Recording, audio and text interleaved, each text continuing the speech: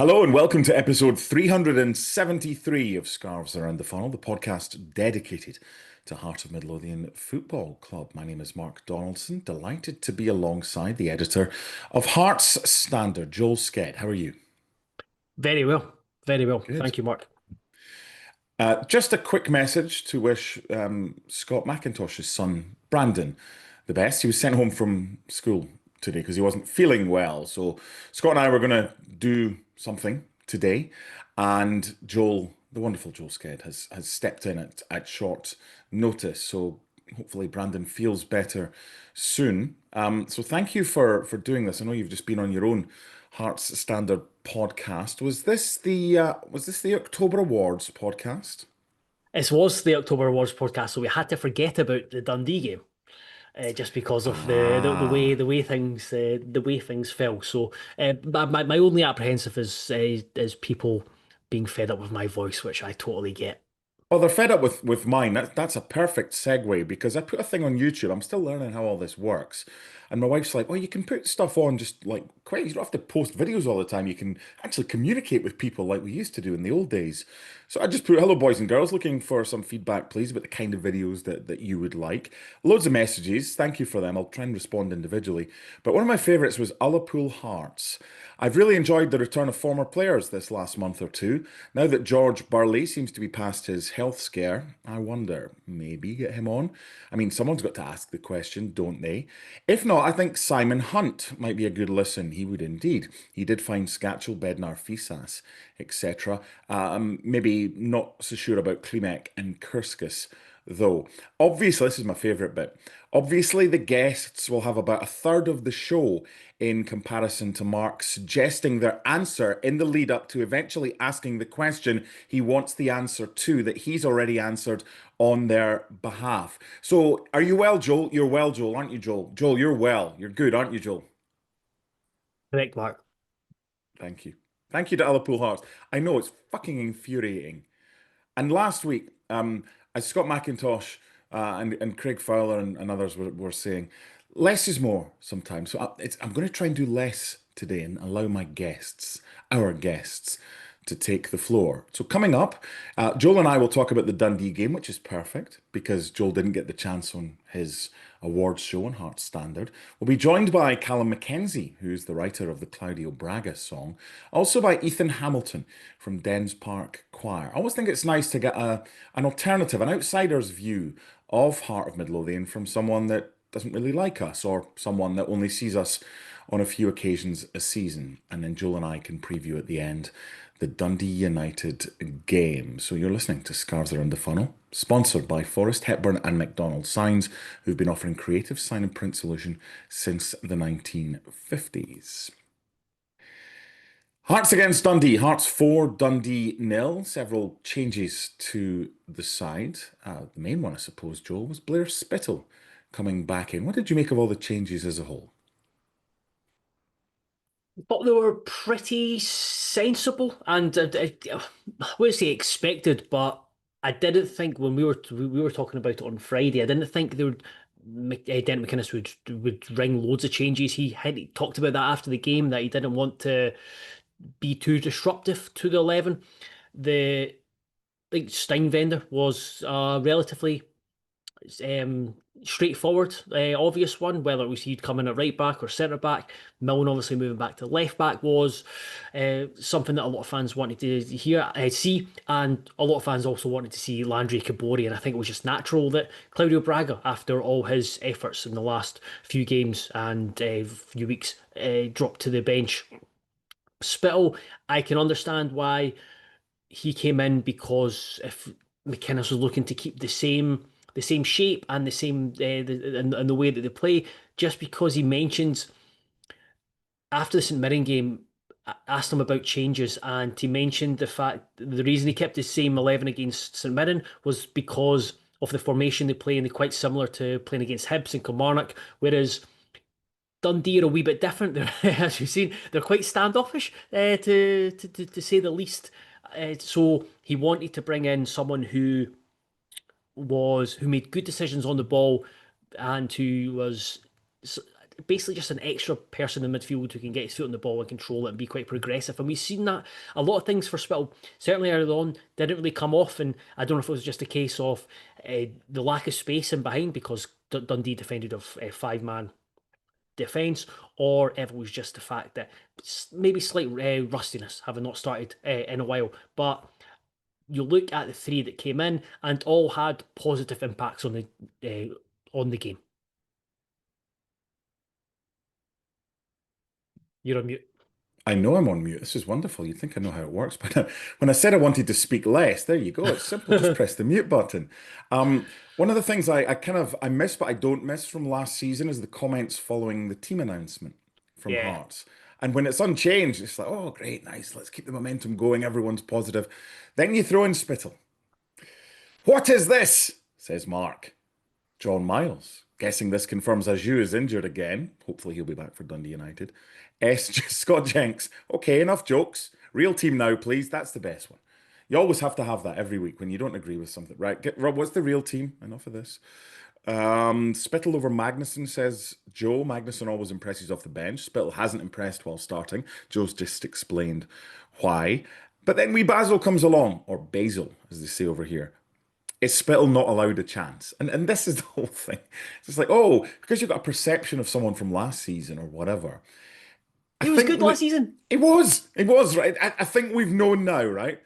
How many points clear do we have to be when we don't question the manager's decision anymore? Is it the take away the draw against Motherwell and the draw at St Mirren and give us wins and then McInnes can't be questioned? I mean, come on now, just because you don't like a player. But look, we can't keep having unchanged lineup because it's boring with the team selection announcement from the Hearts Twitter account. We have to have whether it's a Spittle thrown in or a Kabangu from the start, maybe in the next few. I don't know what's going to happen, but you have to have that one for. Right, okay, funny. Right, what's the real team? We need those. We can't have a season without something to talk about. They, you look at it and going back to the start of the season, people would have written off Halkett. People would have Of written course. off Of Stephen course. Kingsley. People would have written off a number of players from last season because, again, it was a failure of a season. But I think that was a season in isolation for a lot of these players individually. A lot of these players were key in helping Hearts finish third, fourth, third, and be in the upper echelons of the team. They don't become bad players No. overnight, and they've been reinvigorated under Dennis McInnes. We've seen that. Someone is asking about what's kind of like Derek McInnes fed them at Oriel. I'm just like, I think it's just a good place to be around, and it's provided a freshness. Um, players have responded to it really well, and then with Milne going back to left back and Spittle coming in off the left, we've seen it last season how effective Hearts were with Penrig's bombing up the left and Spittle playing those through balls from. And again, you look at it, Spittle was key in a couple of the big attacking moments in the first half where he set Milne through. He played the pass before Milne found Shankland, who was picking up good positions. And McInnes mentioned he actually worked a wee bit better when he went to the right of midfield. Is Blair Spittle going to be? Is he here going to be a long term solution for Hearts? No, but I think he is someone who is a good squad player, who is versatile, who is can provide different options and does kind of create opportunities as he did last season. So while I didn't think, certainly in the first half, while I thought it took him a wee while to get into the game, he did come up with big moments and nearly scored a cracking goal as well. My favourite comment following Hearts putting out their team selection tweet is from Andy. I think he's Andy Watson. Is Derek sick of the Braga song? We're all total hypocrites. We've all done that. What's he playing for? And then we're quiet when that player goes and scores or has a brilliant game. Whether it's people like Ron, who's messaged, or he messaged as well. Ron Del Neville, Ron Cashman. I wouldn't have left out Braga, and I would have played the Icelander. But in Derek, we trust though. That's what it's all about. And I'll be interested to see what happens on Saturday. I know I'm jumping ahead because Laurie used to hate me doing that, but he's not here today. So hopefully he'll be back soon. Dundee United game this weekend. I mean, Kabori's come in and scored two, but Braga will come back into the side. And then you've got what Derek McInnes has asked of his players, if you get your chance, go and take it. And Kabori did that. We'll get to him in just a second because Lawrence Shankland opens the scoring. That's his weaker foot, isn't it? Yes. Well, yeah, we could Less less good. They're best. both Yes, they're yeah, both very good. yeah. There's another thing as well, and Shankland was continually named in the sides last season. What's he still? Look, Shankland this season has scored some decent goals, but I think I heard or read somewhere we're into double digits for goal scorers now. Different Hearts goal scorers, and Lawrence Shankland's got his fair share, but it's a different type of Lauren Shanklin we're seeing this season. We're seeing that, and I love the delight on his face, and I love the fact after he'd scored that delight on his face, and now he's been called into the Scotland squad. So as he should be, because he's the top scorer in the Premiership. But it's a slightly different role this season, and it just looks like he's having an absolute ball. Yeah, it's like he's still the focal point in attack, but he's not the central.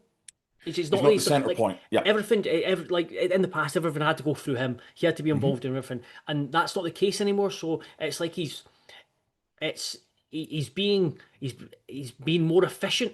Because the team's built up to provide that, he's been more effective. When McInnes came in, you highlight the fact that you need guys out wide who can create opportunities, and you need pace and movement around them. Hearts have got that now, and it's his his contributions are far more meaningful now, and he's not a couple of times on Saturday, just because of the way Dundee played, he probably did drop quite deep in at the centre circle, but we're not seeing that on a weekly basis now. And you go back to this summer, Shankland was always number one priority for Derek McInnes. It was just he knew that if he was able to sign Lauren Shankland, then the dominoes would fall in place, and it would make it far easier for him to have to build a really good Heart squad and get off to a really good start to the season if he knew he had someone who was a proven goal scorer, as well as just being a very good, intelligent footballer who is so aware. And he talked about that fact that the message to him was,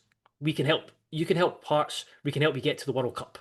And they've taken a massive step in the last couple of weeks because he was left out of the October international, and now he's back in November, and he's the most informed striker. I think I read somewhere that he scored more goals than the other three Scotland strikers combined, and it's a fact that he's now top goal scorer in Scotland, and you're not really making a big deal of it. I love the fact that Hearts have scored the same number of goals as Celtic and Rangers combined this season. 28, Celtic 16, Rangers 12 in the Highest Scottish Premiership. highest number of goals in the top flight after 11 games since 64, 65. Wow. Who's Hearts' unsung hero this season?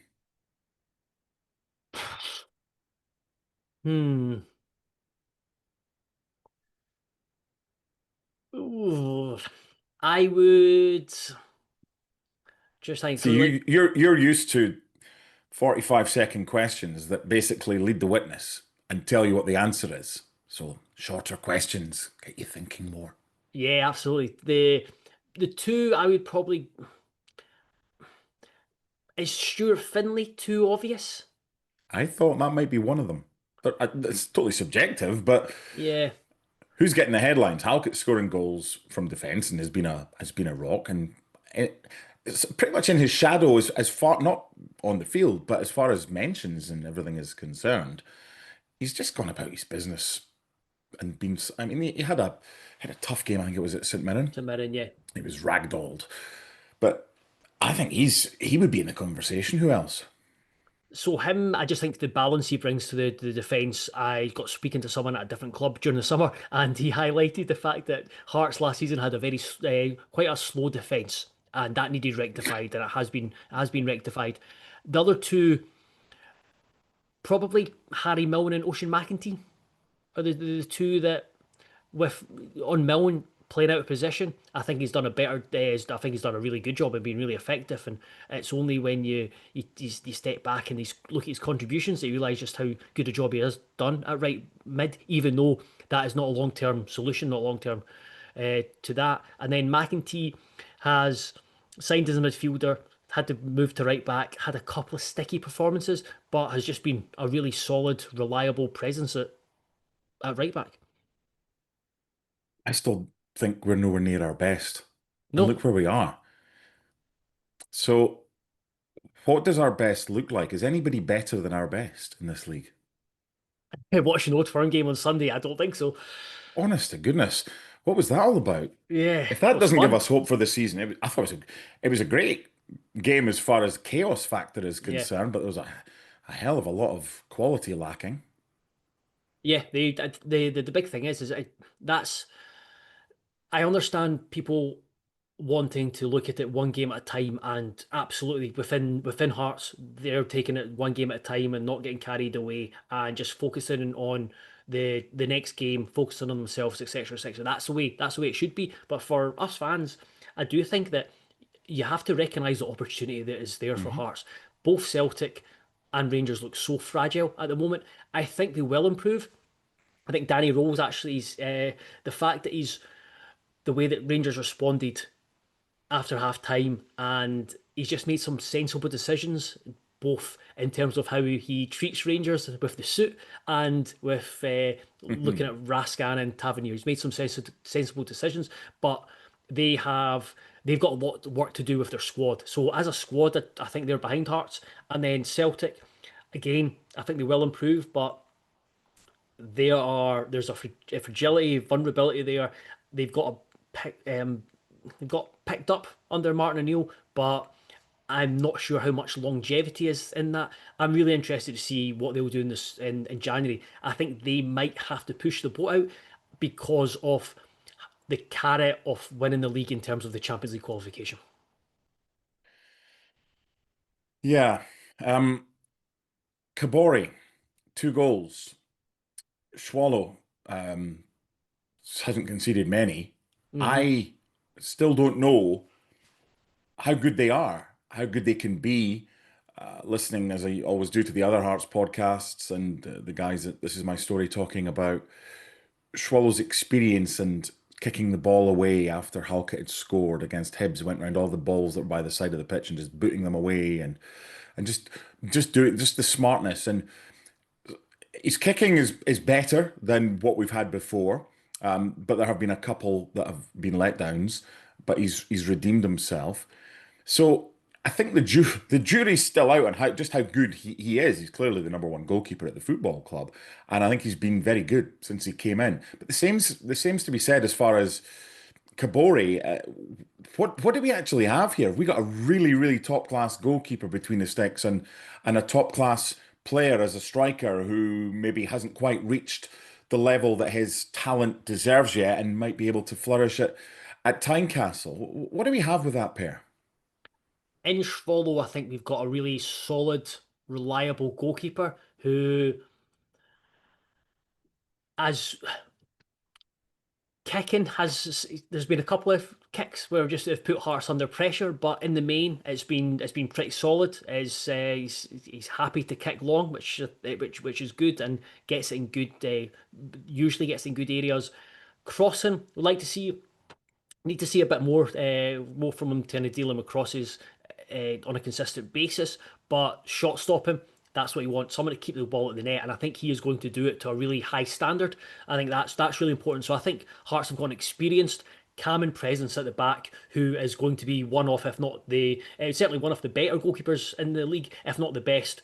That being said, the goalkeeping class in the Scottish Premiership isn't the best, but I do think that you've Hearts got a really good presence between the sticks. As for Kabori, you've talked about being a chaos coordinator. I think he is just that. I think he's a wild card, an X factor if you want. I think there's going to be times where you don't know what you're going to get from him, and I don't think he knows what he's going to produce. But I think you need those type of players in the final third that can come off the bench and cause havoc. Or in there's certain games where he starts. I don't think this season he'll be a a consistent starter. Probably, I think there's still development in his game to come and what's required of him in the both individually and within the collective. But I do think that this is a guy who could still score as a kind of backup, still scored Yeah. between 10 and 15 goals because Hmm. you look at the goals he scored against Dundee, just being in the right position, just being opportunistic. Same with St Mirren. You watch his goals, the loads of goals he scored in Estonia, and even for Burkina Faso, that he's able to fashion chances himself. He's able to be in the right position. So I do think that whether he starts or whether he comes on the pitch, his performances might be inconsistent, but his productivity I think will be consistent, and he'll be a really crucial squad player with a view to becoming an even more important He's player a as the clo season progresses. he's a closed door World Cup winner, isn't he? He is. He's he is. Leading. No, no. I think Kabanga's got that. Who's Kabanga's the got the leading title. goal scorer in the closed door games that we always seem to win like 6 or 7-0? Probably Alan Forrest, but if it's not Alan Oh, Forrest, it'll be of Alan course. Kabanga. Forgot about Alan Forrest. But that's the thing. You've got to have these games, keep the players fresh, keep the players fit. Someone else who I thought had the cigars out at the weekend was Michael Steinbender. Yeah, he's a really good defender, and it's he's someone that Derek McInnes really likes. I don't think Derek McInnes knew much about him because he was only in Scotland for half a season before McInnes came in. But I think Derek McInnes really likes him, and he can bring something different to the back line. And I've heard really good things from players as well about Michael Steinvender. Certainly spoke to one during this pre-season camp and was raving about him. And this was a forward, so going up against him on a regular basis, he's really aggressive. He brings pace. He's got composure, and it just kind of highlights the defensive depth that Hearts have got at the moment. How many of Hearts' 15 goalkeepers did Kilmarnock want? Uh, they certainly wanted one. Certainly inquired about one. Because They've we've got a few. yeah, Hearts have got a few. I think it's And obviously having watched the Falkirk Kilmarnock game at the weekend, Kelly kind of need a goalkeeper right now. they do. They're in desperate need. They're in a real sticky situation. Matt Strake's been out is out for 16 months. There's number two Eddie Beach has not looked great. This goalkeeper they signed from Celtic on emergency loan didn't have a good game against Falkirk. So He looked yeah, like an outfielder wearing a goalkeeper top. he did, yeah. It was unorthodox. Some of his saves, or it looked like a fives keeper with just parrying it back out. So yeah, it'll be interesting to see how that one progresses. But certainly, Hearts would like Harry Stone to get some minutes. That's for sure. Well, so it's interesting, right? We've got a lot of goalkeepers, and Craig right now is the number two to Swallow. So why? I mean, Xander Clark, I believe I understand, has had opportunities to leave the football club, but he's perfectly within his rights. Hearts gave him a new deal, which may or may not have been triggered by the fact that Hibs were linked with Xander Clark as well, and he signed a new deal at Hearts. Now he's third choice. What? Why would Killy, or why would Xander Clark not want to go to Kilmarnock and get game time, um, rather than just he's not even in the squad these days. He's just picking up his wage, which it's not his fault. Hearts have given it to him. There's a World Cup That's coming up. We've got Scott Bain and whoever the other kid is, Liam Kelly. yeah, it's an interesting one. That's something that only Xander Clark can answer. I don't know the specific rules around it, but I don't know if he went and played for Kilmarnock, then that's played for two teams, and then Oh, that you would couldn't rule play out a for the third in January. Ah, potential move okay. in January where you can actually get a where you know you're going to be for 6 months. So Hmm. Maybe. yeah, Yeah. it'd be interesting to see how that develops. But on the Heart side of things, in a very strong position goalkeeper wise now. Indeed, indeed. The final goal after two from Kabori, Thomas Magnuson. Again, he's a bit of a wild card and thrown in at the deep end at St Mirren, as was Kabori from the start. At the start of the season in the League Cup tie wasn't a good game for anybody to be thrown into. But I tell you what, he's impressed every time he's had a wee cameo appearance off the bench, has he not? Yeah, he's another one who I think in time, and that's in time will become a really valuable Hearts player, not just a squad player, but like a first team regular. And that's the thing. Was like you signed a lot of players. Some have come in instantly, hit the ground running, become key players. Others are others come to the club and well, it's either they take time to get up and running, or there is a kind of blockage in the starting 11 because others are performing well, so they have to bide their time. But in the case of Magnuson, but every time he's come off the bench, and he's just this is the best, like exactly what you want from your sub. Every time he's come off the bench, he's had a positive impact where he's left fans going away thinking, you know what, Magnuson was really good off the bench today, and you're thinking you're kind of pushing him for a start, but where you fit him in, it's a difficult one. Again, someone who is very highly rated within the corridors at Hearts, and someone who I think, while being signed to be part of the squad for this season, is certainly going to be like a longer term player as well. So that's the Hearts perspective. We will get the Dundee perspective of their performance and also what Ethan Hamilton from Dens Park Choir thought about the way that Hearts played. We'll also be joined in the show by Calum Mackenzie, who wrote the Claudio Braga song. And then later on, Joel and I will discuss and preview the Dundee United game this Sunday. That's all still to come on Scarves Around the Funnel, sponsored by Forrest Hepburn and McDonald Signs, who've been offering creative sign and print solutions since the 1950s. So this is something we used to do on Around the Funnel. Not very often, maybe once or twice. We would get the viewpoint of the visiting supporter, either before a game to preview a match or after a game to reflect on what they've seen. So this wasn't done in a gloating way. Haha, we won 4-0. Let's go and find a Dundee fan and take the piss out of them. No, we're not like that. This was arranged prior to the game against Dundee. Ethan Hamilton from Dens Park Choir. Thank you for joining us. I have to say, when the final whistle went, I thought, oh well, that'll be Ethan not joining us next week. So I appreciate that you're sticking around to dissect what was a proper pumping. Well, listen, I've got nowhere to hide, so everyone ever knows where I'm at. Yeah, I'll never knock down the chance to come up and talk about my team. So, yeah, it's part and parcel of the game. You get your days in the sun, but equally you also get your days where instead of you're going through the golden age, it's more like a golden shower. So that's what it's like. Hearts 4, Dundee nil. What did you make of the way that Stephen Presley lined up his side for this one? It was a kind of 3-4-3 that became a 5-4-1 without the ball. What was the team selection in your mind all about? Were you happy with it? And what was the kind of thinking from Dundee behind it? It's what I expected, but there was one big twist with it. Um, Dundee this season they've opted to go for a three centre half approach. Um, and I think if you compare this Dundee side to the Tony Docherty team of last season, the main difference is while Tony Docherty's team had a lot of flair and were very open, and were very good going forward, they're very open at the back. And this season it's a 180. We're a lot more, or at least we're trying to be a lot more astute at the back. But as a consequence, we struggle to create on the other end. We lack a lot of flair in the final third. So creating chances has been a big issue for us this campaign so far. So I wasn't surprised by the lineup. Our best games this season have come in situations where we're underdogs. Think of us beating Celtic at Dens Park. Think of us getting a draw away to Ibrox.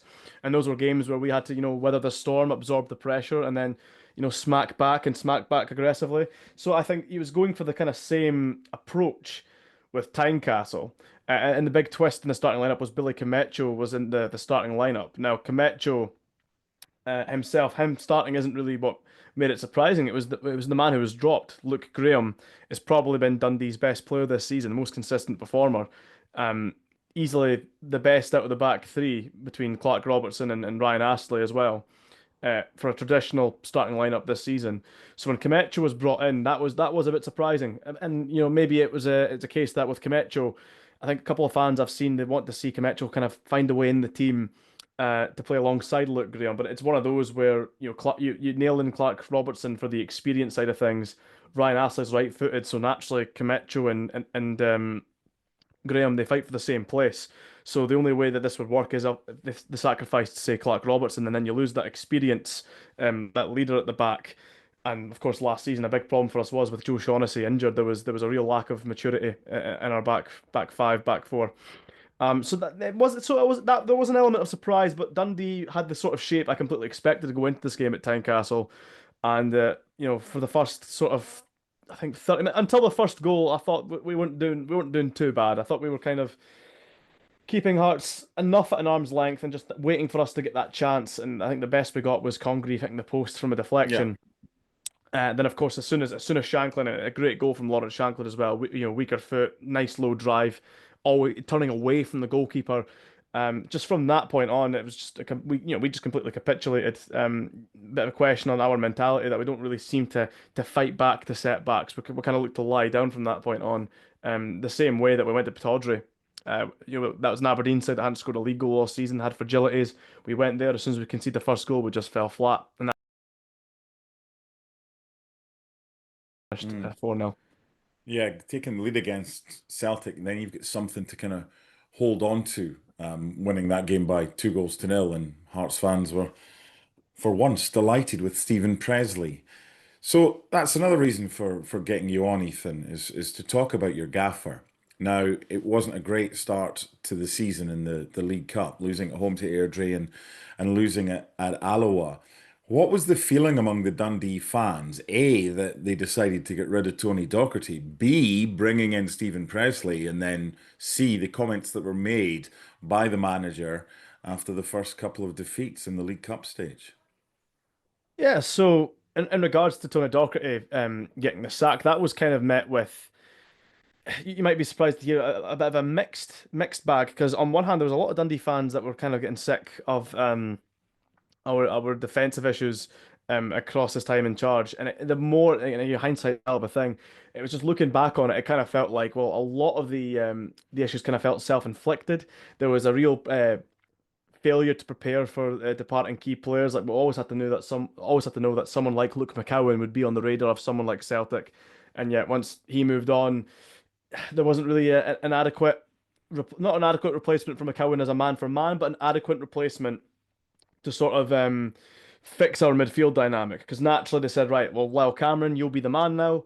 You've got Mo Salah behind you, but then we'll lack that other piece that that sort of blanket cover protection for the back line. So I think part of the reason why our defense was so exposed was because we never really fixed that midfield dynamic. And funnily enough, the best it looked that entire season was actually when Lyle Cameron had a flu, and we had this run where we played Rangers and Celtic in the space of 5 days, got a 3-3 draw and a 1-1 draw, both at Dens Park. And the midfield that day, I think they're both diamond midfields of Finlay Robertson, Cesar Garza, the Mexican youth internationalist, uh, Oluwaseun Adewumi that we had on loan from Burnley last season, and I think did the same with Silla as well. And it was just that was the best we kind of looked. So when it looked like we were trying to shoehorn Lyle Cameron in, the finger then got pointing towards Tony Docherty to say, well, are you picking the best selection for the team for the best performance, or are you picking the best selection for Lyle Cameron and you've to get your sort of credentials as a coach to say, well, look, I helped develop Lyle Cameron. So that's one of there's more issues. Obviously we had a lot of leads that we threw away. I think we were the worst for 2 seasons in a row for losing points from winning possessions alongside conceding goals within the sort of last 10-minute bracket of a game, including injury time. Um, so when he left, there actually was. Of course, there was some that said, well, he was the best performing Dundee manager in years. I was completely prepared to give him a third season at the helm. I was backing him to kind of to get it right eventually, going into the following summer. But when he was sacked, I thought, well, you know what? That's a statement of intent. What that shouts out is that mediocrity will not be rewarded. The board were obviously not happy with going from the back of a top six finish, pushing for Europe, to only being mathematically safe in the division come the final game of the season.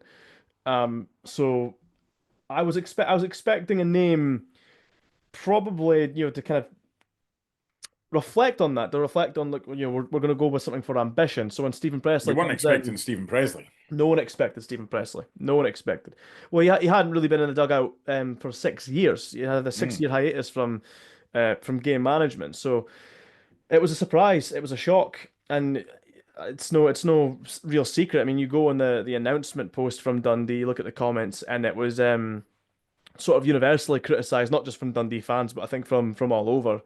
I never saw it coming, and the more I kind of sat on it to try and make sense of it, I kind of felt like I kind of got a grasp now on why he got the job, why they wanted him specifically, because it's not a straightforward managerial appointment per se. There's a lot to do with the framework inside Dundee that's changing.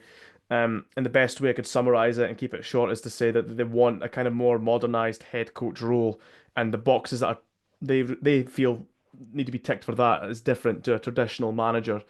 And obviously with the work he'd done at Brentford, they felt he was ticking all the right boxes. Um, Mm.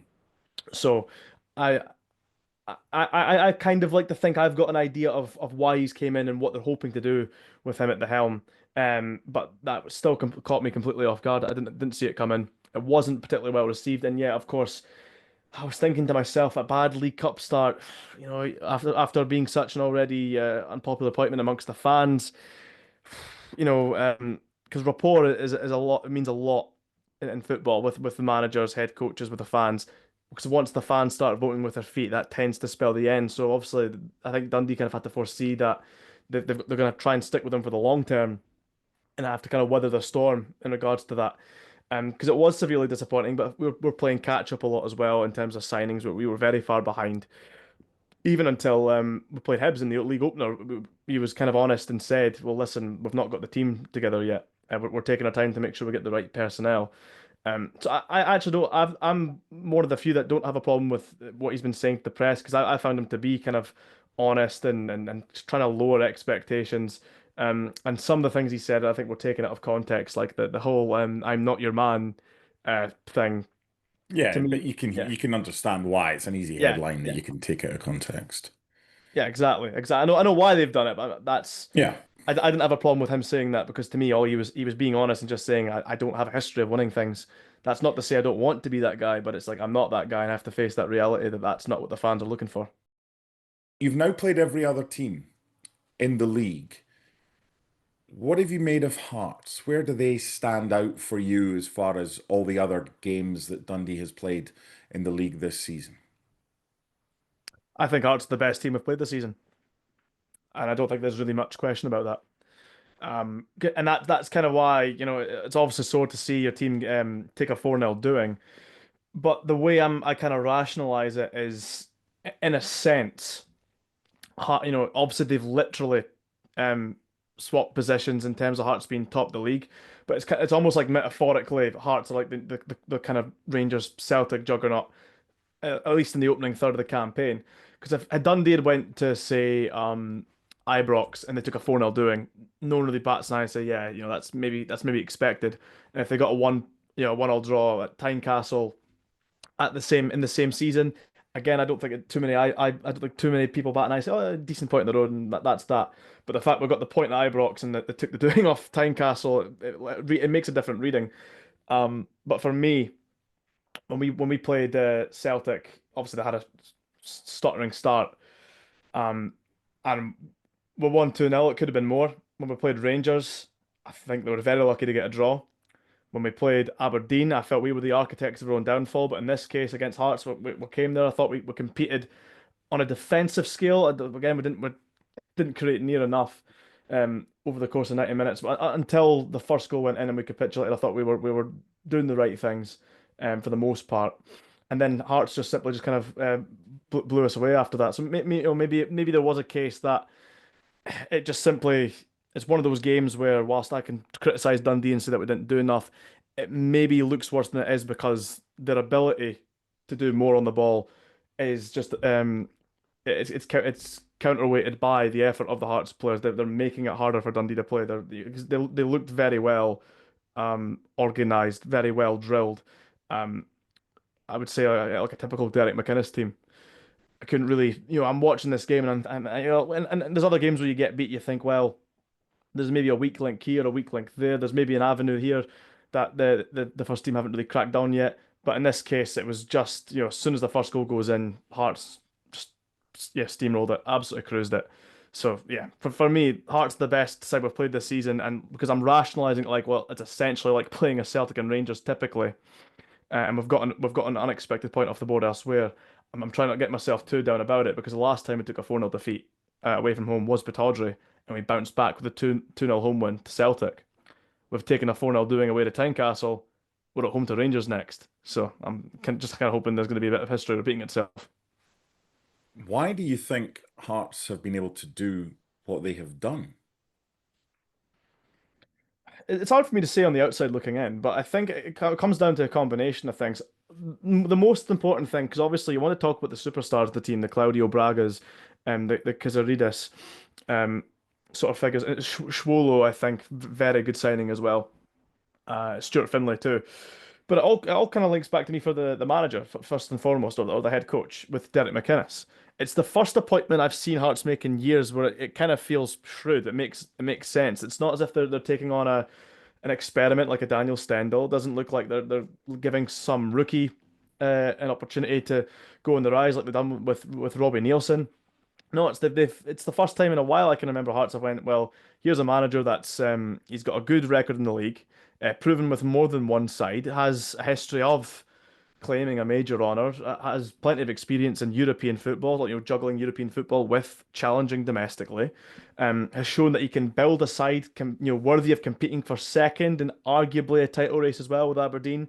Obviously when Rangers were absent from the Premiership, that was a very good side he'd built over time. So for me, that was the most important signing of Hearts this season was Derek McInnes, and you don't need to take it from me. Just anyone that's worked under him tells you just how intense he is um, on the training pitch when it comes to on the ball, off the ball, setting standards, a culture, and then of course just that coupled with Hearts' work on the recruitment department, the players I named earlier, that the whole is it St Jamestown, the Tony Bloom, Jamestown Analytics, James yeah. Jameson Analytics. It just seems that it's all combining as sweet as peanut butter and jam. What is it? Jute, jam, and journalism. That's what Dundee's best known as. That's right. How would Dundee fans react to Hearts winning the title? Oh, normally I feel I would be quite good for representing the Dundee fans here, but I'm actually not entirely sure. I would like to think they'd be kind of on board with me when I say I would love to see someone else win it aside from the typical two of the status quo. I'm happy for anyone outside the normal suspects to win it, with the exception of one obvious Dundee team. United across the Yeah, street. exactly. I'm a big believer of Scottish football. I want to see Scottish football at its best, and for me, the best product we can have is one that is competitive and exciting, and there's twists and turns, and it's not the same teams dominating all the time. So I welcome it, but I suspect there might be some in our end that obviously there's still of the Albert Kidd sort of diehard mold. You I guess. fucker. uh, I think historically we've done it twice. I think there was another point in the 60s, Come um, on now. or That's 50s. just enough. Yeah. Mind the gap. Let's just remind you Yeah. where we are. That was an unnecessary bomb that was thrown in there. I knew it was coming. I mean, if you'd come on here and hadn't mentioned that when we're talking about Dundee Hearts, I get that. But from the perspective of Scottish football, does Scottish football need Hearts to win the title? How would it be perceived elsewhere outside of Scotland if that was to happen?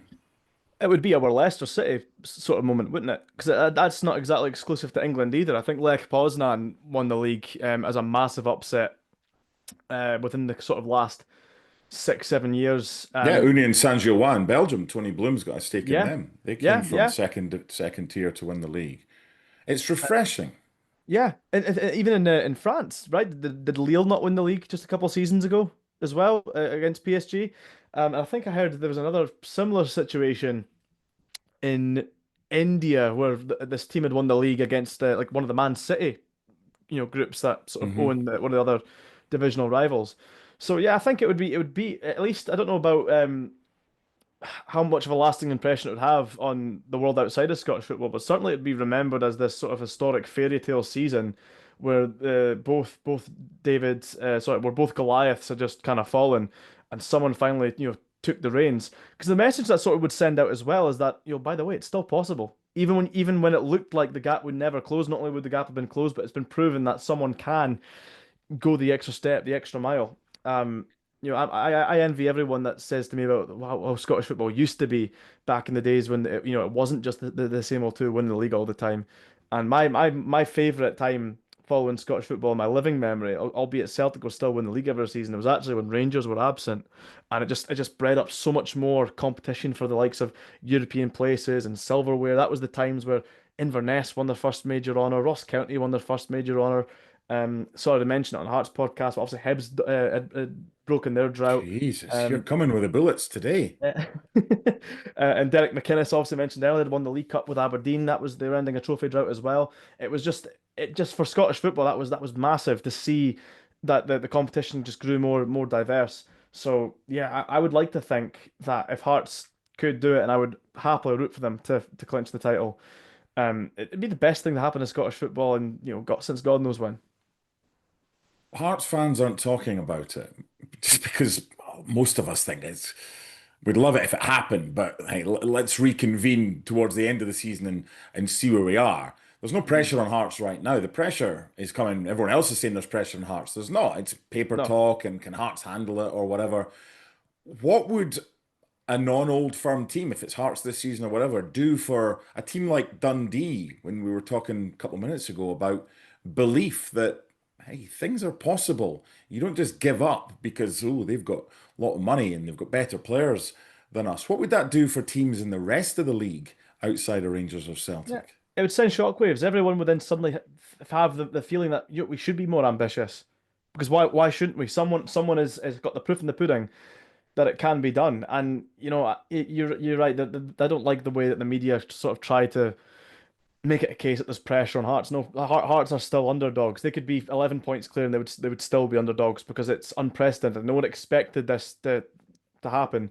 And against you look at the competition they're up against financially too. That's what makes this such a great story is that you just know that when it comes to the January window, Celtic are going to look to throw millions of pounds at the situation to see if they can resolve that. Because I mean, it's any other league, a sort of 6, 9 point gap sounds like a lot.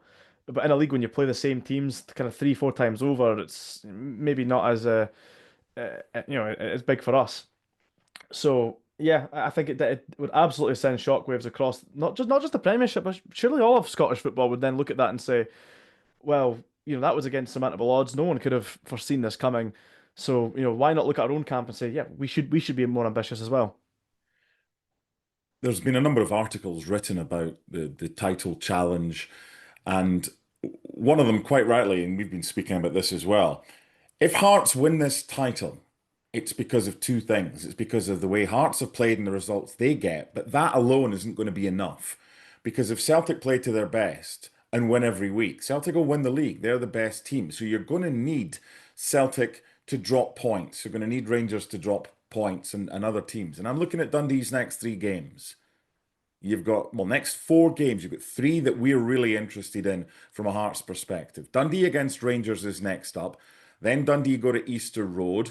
And after the game against St Mirren at home, you go to Celtic Park. Now, you've already spoken before about you've beaten Celtic at home.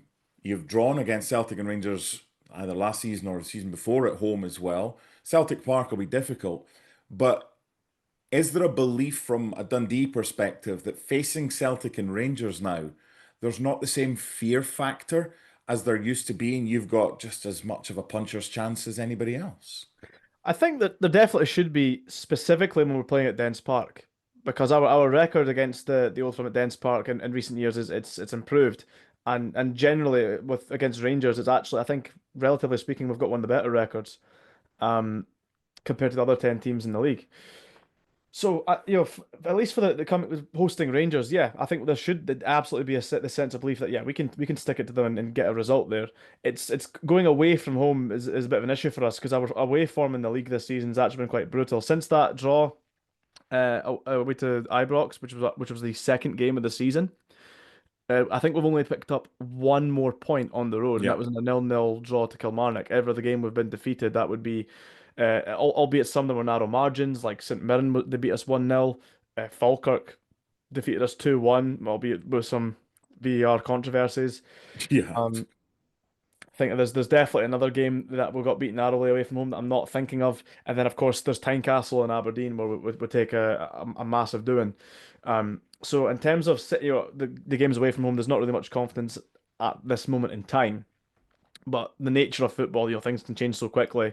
If Dundee somehow did get up and get a result at Easter Road or somehow get a result at Parkhead, you know what it is. If a team's winning on the park, then momentum from all corners of the stands suddenly that weren't there previously.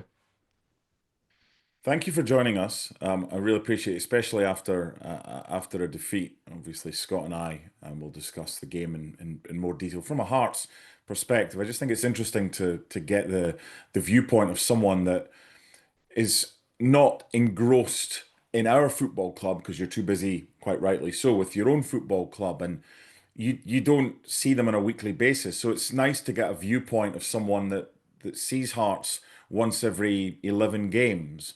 And Hearts have got a lot to do. There's no doubt about that. But we're in a really good position right now. Final question to you has to be, will Hearts win the league?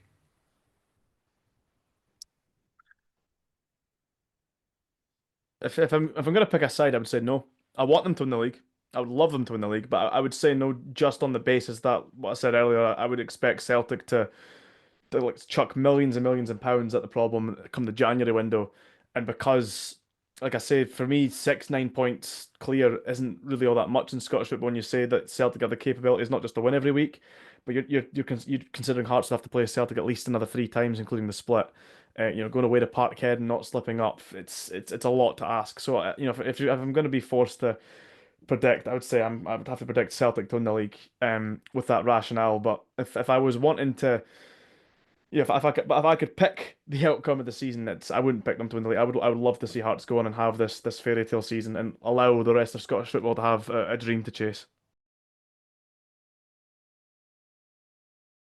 Now, it's all about a song. Not the one that we made up at the weekend to the tune of That's Amore by Dean Martin, but the OG, the original one. Freddie Mercury couldn't be with us tonight, so we've got the next best thing. Calum Mackenzie, first of all, how do you want to be introduced given your newfound fame? Just Callum's fine. What's your phone battery been like over these past few weeks? Given that, in fact, you tell the story. Why are you on this podcast? Why were you speaking to Joel Sked and Heart Standard, and why is your phone blowing up? What have you done, young man? So I'm the mastermind of probably the most unifying football song at the minute. I'm taking direct quotes from friends. I would never say this myself. But yeah, so I come up with a Braga song. I tweaked a Queen song for Claudio Braga. Why? I think we've had many good songs, so we had to change and make a new one. Yeah, but it's like saying I want to write a number one hit. It's all right saying you want to do it, but you've actually got to go ahead and do it. Now, this isn't just a verse. You've come up with the whole thing. So take me through the process of how it started and how it went viral. Who's your pal in this WhatsApp chat or the voice note? What's happened there? So the idea behind it was someone in the chat had said, I just put something in Radio Braga, and it sparked a wee idea. And I was sitting on my lunch at work, obviously on my lunch at work, and just googled the lyrics. Thought might have a wee chance here with this. Started having a look at it, and it's one of the best Queen songs, but it's not the most complicated if you're trying to change it to a Heart song. So yeah, just played about with the words for a wee bit, managed to make it all work, and then I'd sent a voice note in maybe later on that night. You know what it's like. You normally send the voice note in, and you get a couple of bites, you get somebody laugh, react, and things like that. But I think I maybe got 2 or 3 likes, and that was it. The subject to the conversation changed very quickly, and then the day after, it was on Twitter. Jenko had put it up. Jenko being? I only know him as Mark. I don't know his surname. I'm going to assume it's got something to do with Must be his Jenkins. Twitter handle, something like that. But he had put it up and it just went crazy. I had not actually seen it until maybe 3 or 4 hours after it had been put up. So by the point I had seen it, it was already doing the rounds. You look back at it now, there's nothing you would change about it. It's like you've nailed it first time. Once you'd sent it into the group on the voice note, once you'd done that, when you listened back to it, was there any line that you thought, I might have tweaked that or I could have changed that, or were you like, no, this just works? Nah, I wasn't really thinking about it like that, to be honest with you, Mark. It was just all of us in that chat are idiots. We all send idiotic songs in, so it wasn't. Like, we're not expecting it to be, not expecting it to be what it was. So it wasn't anywhere near in my mind to change the words for the people that are in that chat. You put in Claudio, I've just put it in just now, Claudio Braga song. Never mind into to Google, that brings up Right. its own stuff. I've just done it on Twitter. First one's 442, and they've got Hearts are 8 points clear at the top of the Scottish Premiership. This was October 26th, obviously we're now 9. This is their song for Portuguese striker Claudio Braga, and it just says banger. Then Joel Sked of Hearts Standard took a video of the Hearts fans in Paisley singing it, and I don't mind admitting the hairs on the back of my neck, and I'm 3,500 miles away. We're standing on end. First of all, were you in Paisley? Were you at the game? No, unfortunately, I wasn't. I've got football training on a Wednesday, so I couldn't make it. So you've seen it, you've heard it from the Hearts fans in Paisley. That's another thing. It's not just the voice note that's gone viral. That's gone viral Aye. as well. I think we're over 5 million views now, and everyone's sharing it, and they're getting their own views as well. You've got a full away end singing your song. How did you feel? It's cool. It's cool, of It's course it cool. is. I think it helps when the team's obviously playing well. There's a good vibe about the club at the minute. So, but for me, on a personal note, everyone else seems to have been more excited than I am about it. But I suppose it is. It is cool. You've earned your spot at the table now as one of the judges on Britain/America's Got Talent. So. Yeah. This is loosely based. Now your one's based on Radio Gaga, so you've done your own thing. Mm-hmm. What I'm hoping to do is and this is going to be this week's homework. I'm just making this up as I go along. It's a bit like what we do in the podcast every single week. So here's the verse, and it's based on an old Celtic song. When the ball hits the net, and it's not George Cadet, it's Di Canio, based on That's Amore. So when the ball hits the net and it's not Craig Halkett, it's Cabori. Mm-hmm.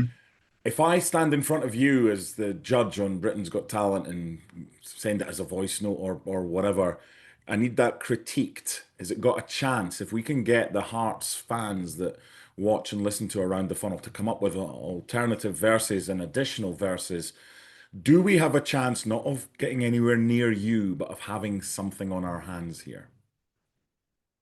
Run that by me one more time. Run the lines by me again.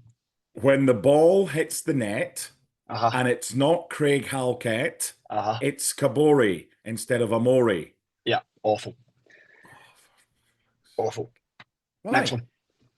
Craig Halkett. Nobody's ever called him Craig Halkett. Well, Halkett hits the net. Craig Halkett. That's fine. Come on now, Callum. This is a Pennycook lad speaking to a Bonnyrigg lad who lives in Lone Head. Exactly. Let's when would you ever pronounce Halkett as Halkett? Well, stop it. I mean, come on. Lyrics and songs. Remember your roots, Mark. Remember your roots. Come on, son. Come on. You said you're not going to sing this song. I tried a spoken word version, and it wasn't my finest moment. But it's so hard to say as spoken word because you just want to burst into song. Now, I can't sing. Is this something that if you got a call from a music producer or something like that, come into the studio and we'll tweak your voice and we'll auto tune it and everything like that? Is that the next step for you, or are you just like, I'll let this run its course and see what happens? I am absolutely the latter. Just let it run its course. It was a nice feeling Friday through into tonight with you. But if it comes up again, hopefully it means he's scoring goals and Hearts are doing well. So it won't be a bad thing. But no, there was a couple mentions about Christmas #1. I don't know, it'd be too selfish. So. Well, look, clearly you don't need the money because you're going to be a millionaire on the back of this anyway. So we could raise money for Big Hearts or some of the Hearts charities as well. We could do a charity release. I'm sure if it was for charity, you wouldn't have an issue with if the Hearts people said, "Look, we're going to get 1 or 2 players that can't sing either to come into the studio with you, and we're going to try and raise money for Big Hearts or one of the other charitable foundations associated with the club." Is that something you'd consider? I think absolutely you'd have to, but and whilst I don't mind being the face of the sort of the Gorgie Ghostwriter, there is actually someone a lot better than me in terms of writing songs, and I think I need to give Duncan a shout out because I think I've had a lot of love over the last couple of days, but he just produces banger after banger, and I've just come in and not stolen the limelight. I don't want to put it like that, but yeah. Don't want to step on his toes as well. Have any of the others, these bangers after bangers, been aired by any of the Hearts fans at games? Aye, I mean, Duncan's responsible for. I mean, my favourite of his collection would be the Natty Atkinson song. Oh, he did that one. Aye, so I we mean, were belting that out in Switzerland. You're talking to a novice here compared to. Doesn't matter. You just need one hit, giant son. that he is. You should have him on. Born on Blondes had one hit. That's all they needed. Yeah, that's true. So Duncan's the Natty. That was a good song. Remember belting that out in a pub in Switzerland. Yeah, when we were in St. Gallen. Song. It is a great song. Some would say better than the Braga song. I would. Different. Yeah, some. No, different. Scottish Daily Express Hearts fan hailed for chant of the century as song about star striker Claudio Braga goes viral. Chris Parker won't be long before they're tipping the Claudio Braga song for a January transfer to Rangers. And then let's bring you back down to earth. Calum K, 1903, Aberdeen fan. Is it just me that thinks the Claudio Braga song is shite? Nah. Response from Tom Graham. I need the shittiest take you have. Nope, that's too shitty. This is what social media is all about. Fans are getting on the back of this. I noticed one, there was an Arsenal fan. They're trying to use Bukayo Saka instead of Claudio Braga. What did you think of that? Not great. What was it? What's the Tottenham one as well? Is it Romero? See that one? Baffling. Really, really poor. So what's next? Leave it to Duncan? Leave it to Duncan. Just go back up to Section G and enjoy watching the games with the boys, and that's it. Tell me what you've seen so far on the pitch from a Hearts fan's perspective. How much have you enjoyed this? It's been really good. I thought Saturday was going to be a big test for us in terms of obviously dropping points on Wednesday. Felt as though that there could be a wee bit of pressure starting to pile up on us, but having to rotate the squad and stuff. But again, it was just a walk in the park for us. Been listening to it. I mean, this is the thing. I can't get enough Hearts content right now. We put out 3 last week. I was listening to This Is My Story, Since I Was Young, Perth to Paisley, all the Hearts podcasts, and I think it was Liam on This Is My Story, and they were talking about pressure. We were talking about this last week with Scott McIntosh as well, and Liam's spot on, and so is Scott. That there's no pressure right now. The pressure's on Celtic and Rangers to try and catch Hearts. Pressure comes when you know you've got 4 or 5 games to go. If you win them all, you're champions. That's still to come. As a Hearts fan, is your opinion now different from the start of the season, and then a month in, and then 6 games in? Where are you as far as title talk is concerned? I think we're definitely in the conversation, but I think a lot of us are the same. There's more outside noise outside the Gorgie about Hearts winning the league than there is in-house. I think a lot of Hearts fans are realistic, and they're happy to sort of play up to it. And if it means sort of beating Hibs and Celtic along the way, and you can have a laugh with that, and you can run with it, then absolutely you'll do it. But there's still got to be that sense of realism in Hearts supporters, whereas we've never really been here before. Nobody outside of Glasgow has been here in so long. So whilst it's good, great, we'll enjoy it. So I think we're definitely in the conversation. But if you ask me to say, do I think Hearts will win the league this year? I would probably have to say no. But we'll just enjoy the ride while we're on it. Scott and I spoke last week about the Hearts fans and the patience that's going to be required. We got the early-ish goal against Dundee through Lawrence Shankland. How do you think Tynecastle will sound like? Say against Dundee United, that's the next opportunity in a game that Hearts are expected to win. It won't be easy. We found it tough up there and won late on. But say it's 0-0 after an hour and Hearts haven't been playing great. What are the fans going to be like? I think it would be different this time round. I think if it was this time last year, there'd be a sense of frustration in the crowd. But I don't think that we are. I think we're playing football in a way that it's very easy not to get frustrated with it. Like, we're creating a lot of chances. We're being direct when we need to be direct, but we're playing when we can play as well. I think we've got exciting players that even at 0-0, fans will still feel as though we'll get something for the game. I think there is a different sense at Tynecastle that even if we're not winning, we will score. I don't think we had that, certainly within the last 5 years. I get that. And I think there will be patience because of what we've seen.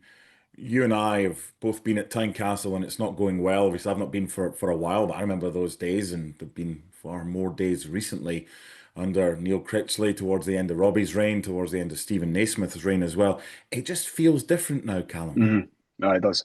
It does. Aye. It just I think just the club's in a good place. I think again that can sometimes be like a lazy comment, but the club is in a good place off the pitch. There's a good structure. There's a good the whole Tony Bloom thing seems to have just ignited a flame at Tynecastle, and on top of that, you just have so much optimism with the supporters, and the product on the park isn't half bad either, which obviously helps.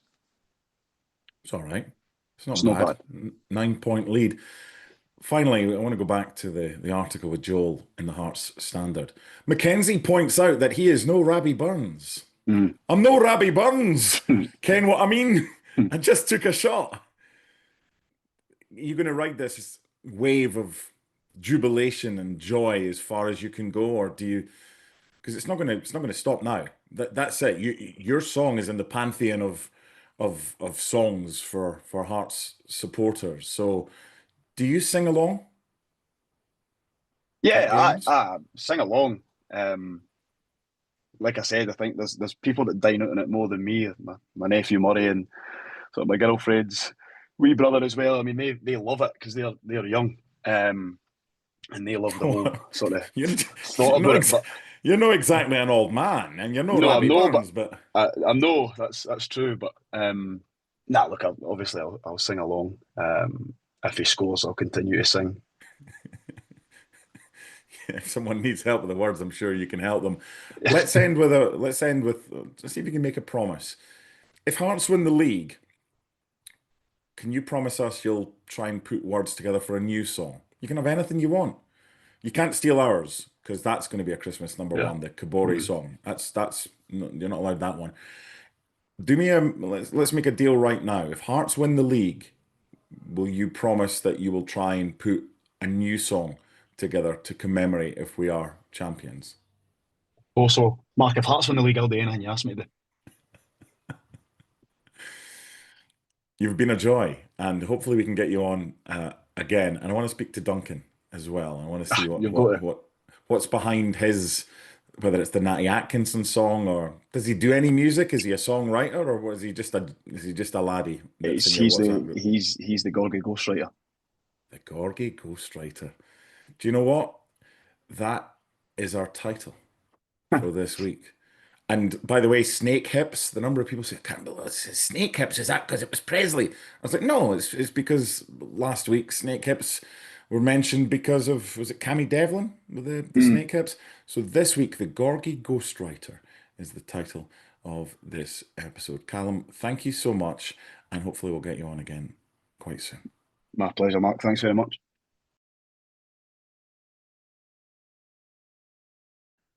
Okay, thank you to both Ethan and to Callum. Of course, the player that was snake hips was Benny Beningame and not Cammy Devlin.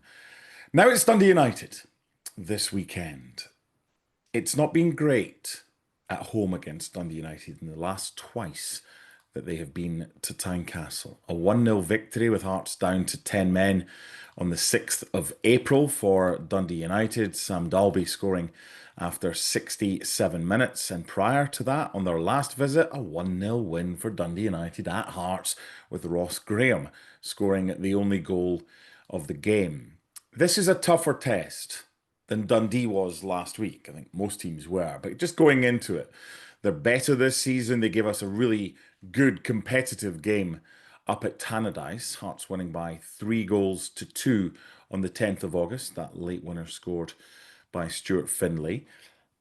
Jim Goodwin's going to set up his side as usual with 3 at the back, you would think, Joel. But what's his game plan against a side that is flying high at the top of the table, do you think? I don't know because it's so hard to analyze a Dundee United team because they're slightly different. They're slightly different to the team that we played back in August because while they had done a lot of transfer business already, they had a number of players who were out injured. They're coming back off. They've not played, and by the time the game comes along, they've not played in a couple of weeks after a 2-0 defeat to Motherwell, and it's still one of those where I'm not sure Jim Goodwin potentially knows his best 11 at the moment. There's some players who are kind of undroppable, some players who kind of drift in and out, and I do think it gets you kind of second guessing because I think they played back 4 against Motherwell, but they do tend to play with a back 3. One thing is for sure, they won't come and be as defensive as their city rivals, Dundee. No. I think they will. I think they will come, and while not trying to go toe to toe with Hearts, they'll come and look to win the game and put pressure on Hearts. I don't think they'll be as expansive as Motherwell, but they'll look to be very competitive. I don't think they'll sit off Hearts. That's what they did against Motherwell. They sat off Motherwell and kind of let them have the ball, but they were too passive in doing that and ended up getting beat 2-0. And so I think that might have been a kind of almost like a wake-up call, and I think they'll be far braver. As far as the Hearts lineup is concerned, do we revert back to the team that was the same for 6 consecutive games? Or, with the changes being made for the last one and 1 or 2 coming in, do any of them have a chance of keeping their place? Think my tendency is for my feeling is that it'll go back to what it was, and it will be Braga coming back in for Kabori. No, and Braga will come in for Kabori, Halkett will come in for Steinbender. My sticking point is, does he try something different on the right hand side in terms of if Dundee United play 4-3-3, have Blair Spittle again come in quite narrow off the right or the left and act as a kind of third centre midfielder, and then it frees up Kizaridis to join Braga and Shankland in attack. So that's my only sticking point. I do think he'll go back to the 4-4-2. Really likes that system, and it's just a case of whether Spittle, who kind of grew into the game, or it'll be a case of moving Harry Milne back to right back, even though I think his preference is to be left back. Yeah, like a kind of right back, right midfield hybrid role that Harry was playing in that 4-4-2 in front of McEntee. The right-hand side, I want to talk about the options. And we speak about 4-4-2. It's flexible. Sometimes it can be a 4-3-3. Can we, I think Braga comes in for Kabori. I think that's an obvious one. I think Halkett comes in. But could we put Milne back to left back and bring in Halkett and play him alongside Stuart Finlay, so it's your back four, but put Steinvender at right back with McEntee in a kind of narrow three rather than a wide four, and have him alongside Cammy and Benny? Or are we looking at someone like Aju who says 100% he'll be fit? Is that too much of a gamble to put him in that position given Yeah, he's probably is. yeah, I Probably can't is. see. I can't see Aju, even if he is fit, playing from the start. I don't think that would have been uh, if you'd been fit for the weekend and got some minutes at the weekend, then you might have looked at this game as thinking, okay, that'd be the first he'll start. But I just can't see Yeah. him coming back into the starting 11, especially with Does him Mac? that. Sorry. But no, I agree. Like I think that's a good point. I think that's a potential option. You look at Dundee United if they play with a back four, their left side is likely to be their most dangerous side because it's got Will Ferry, who is a very attack-minded left, if he plays at left back, an attack-minded left back. And then you've got Sapsford, who is their leading goal scorer. He kind of plays off the left-hand side, so he'll come in and act as another forward. So you do potentially want someone like McEntee or Steinvender, who can act as a third centre back. McEntee kind of did that similar against St Mirren, where he played quite narrow and Milne kind of dropped back. Where you want a more defensive minded player on that side, it kind of frees up Kazarides on the opposite side to be a lot more freer. So yeah, I think that's a potential way to go. I think it would be quite nice to see McEntee act as another centre midfielder. We saw it, really impressed with him against Sunderland. I think we saw glimpses of what he can bring to the centre of the pitch. So Is yeah, that an I'd overkill be up though for that. with the three of them, McEntee, Devlin, and Benny? Which of the three out of those three are the ones that are going to get? Because Cammy's not the goal scorer. I thought Benny for 20 minutes against St Mirren was getting forward a little bit more. Mhm. It's not really McEntee's game, so that might be more if they go three in the middle and a back three. What about a simple 4-4-2 with Carriota coming in at right mid? That would be the most exciting, but I don't know if it'll be if because you look at I just look at what Benny and Cammy have done brilliant, and if you're what they're probably two of the bit like the as a pairing the best if you're going to go so attacking because they're so good at winning the ball back, they're so good at putting out fires. You just wondered if it would leave them slightly too exposed within that. At the same time, the work rate that Kazarides puts in, the work rate that Krajota Hmm. puts in from what Tom Irving said with regard to when he scouted them and the two forwards, you could probably get away with it. I mean, I think that's all of us want to see. I'm just trying to second guess Derek McInnes, and I think there would be a more likely um, Harry Milne slash Blair Spittle slash Ocean McEntee. And I get that. And there's nothing wrong with that. We're trying to look for alternatives to something that clearly works. And why do you need to look for alternatives when we've had a team that was picked for 6 games in a row? It's available, so why not pick that team? But I just feel that if we can be on the front foot a little bit more and maybe get an earlier goal and take the game to them, that's going to force them back a little bit as well. You don't need to go away from the 4-4-2. You're just bringing Milne to left back, who the right back would be, whether it be McEntee, whether it be Steinvender, if you're bringing in Carriota. Look, the fact we're even sitting here talking about all these different options and we're 9 points clear at the top of the table, talk about from a position of strength. Yeah, oh, absolutely, absolutely, and it's a very good place to be in rather than trying to come up with solutions to teams that are not winning games. I do make a good point with starting the front foot, pin Dundee United back because if you've got Will Ferry's a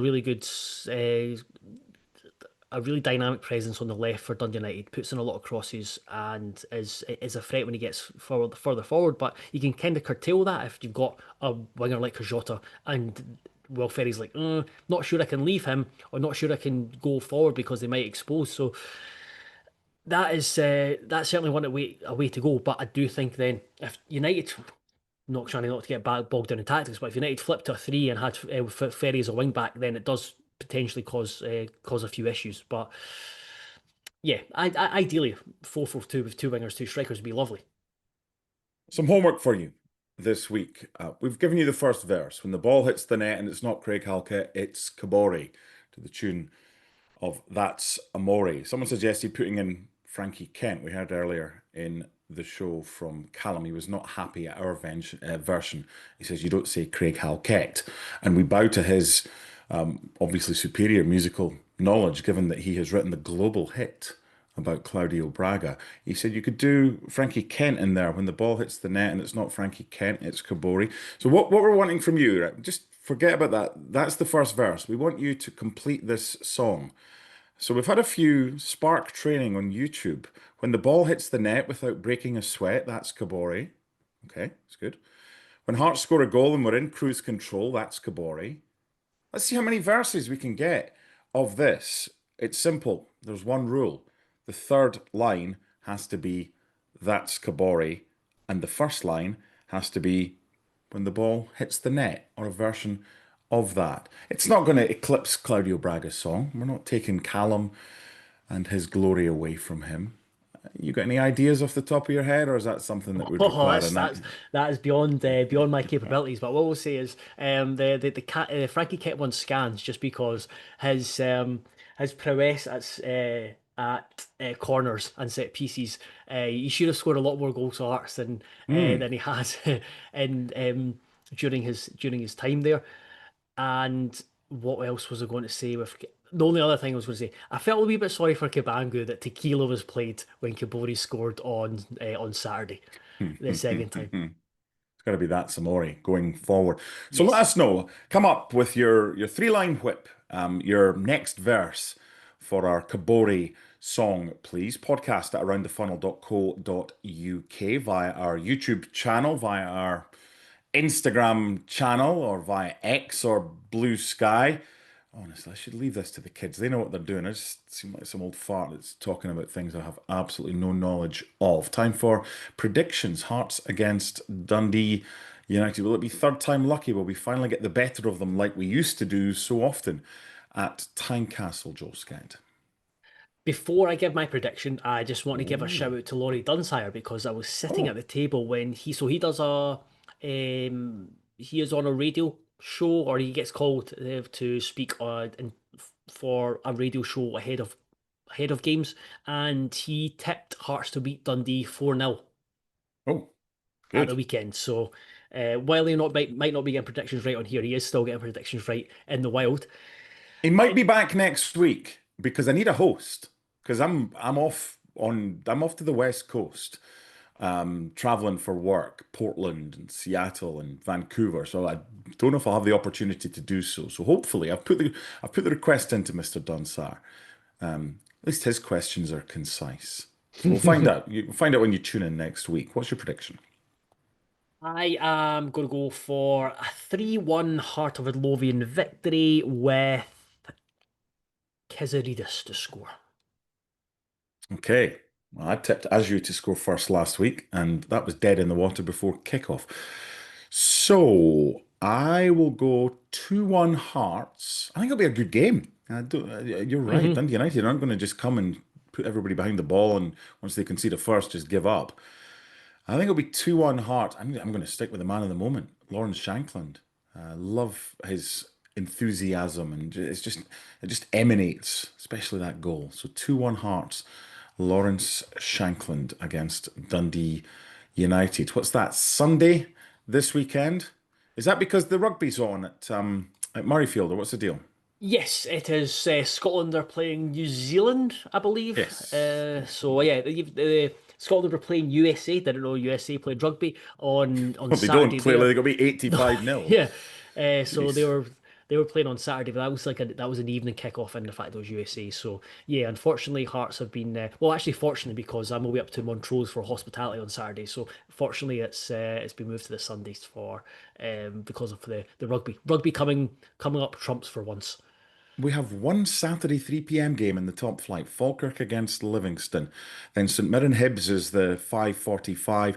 And Hearts, if they win, will go 12 points clear at the top of the table for 45 minutes because Celtic kicks off an hour later. at home to Kilmarnock. Good luck to Hearts this weekend. Thank you so much to Calum, who joined us earlier, the Claudio Braga songwriter, Ethan Hamilton from Dens Park Choir, and to Joel Sked as well. And just a quick reminder from Joel about the latest podcast that you recorded earlier today. What is it and where can we find it? Oh, that is, you can find it on Spotify, Apple, all your podcast players. You can find it on YouTube, and it is me and Craig recapping October. We've been trying to do an award show after the end of each month, and we pick out the best player, the biggest surprise, unsung hero, and room for improvement, which was difficult to come up with. But yeah, that's what we discussed. So yeah, feel free to, if you've not had enough of my voice, feel free to check out if you've had enough of my voice. I've had enough of it, so I can completely understand. And I've had enough of mine as well, so I'll just say goodbye.